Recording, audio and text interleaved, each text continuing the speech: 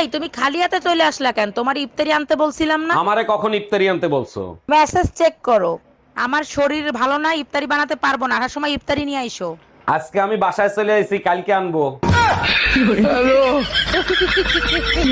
অরুণ ভাই, আপনি ঘরের কাজ করেন, বাইরে কাজ করেন, ভাবি কিছু করে না? একসময় ঘরের সব কাজ নিজ হাতে সামলাইতো, তারপর একটা ফোন কিনে দিয়ে নিজের পায়ে নিজে কুড়োল মারছি। এই রান্না হইলে সব টেবিলে সাজাও, আমি ছবি তুলে পোস্ট করব। हम इसका पति है, हमको सिर्फ फांसी का सजा चाहिए।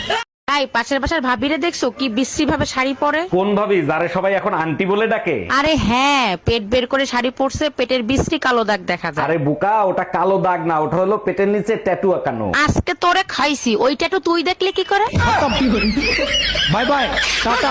আমি শেষবারের মতো বলছি, ঈদের মার্কেট করতে নিয়ে যাবা কি না? আমার 14 গোষ্ঠীর বউ মারা গেছে, ঈদের মার্কেট করতে যাইয়া আমি চাই না আমার বউ মারা যাক। আচ্ছা ঠিক আছে, তোমার যেতে হবে না, আমি যাব, টাকা দাও। বউ মার্কেটে গেলে জামাই মরার রেকর্ডও আছে। লাগে বিয়ে আরেকটা করবো, টাকা দাও।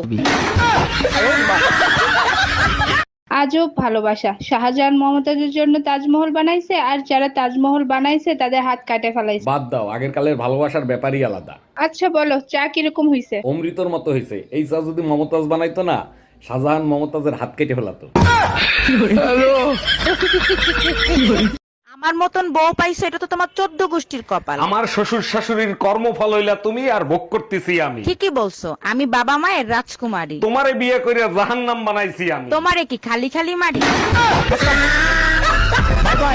সত্যি করে বলবা, আমি তোমার জীবনে মূল্যহীন একটা খেলনা, তাই না? একদম না, তুমি হলে আমার জীবনের বড় খাজানা। জানো তো, জীবনের দামি জিনিসগুলো যত্ন করে রাখতে হয়। মন চায় 10 হাত মাটির নিচে চাপা দিয়ে রাখি। সেকা খাও কি সাদে? এই শোনো, হ্যাঁ বলো, শুনতেছি। আমি 4-5 দিনের জন্য বাবার বাড়ি যাচ্ছি, তুমি নিজের খেয়াল রেখো। এইসব কি বলো? তুমি জানো না তোমাকে ছাড়া আমি একটা দিন থাকতে পারি না? আচ্ছা ঠিক আছে, তাহলে আম্মাকে এখানে আসতে বলি। Bye bye Tata.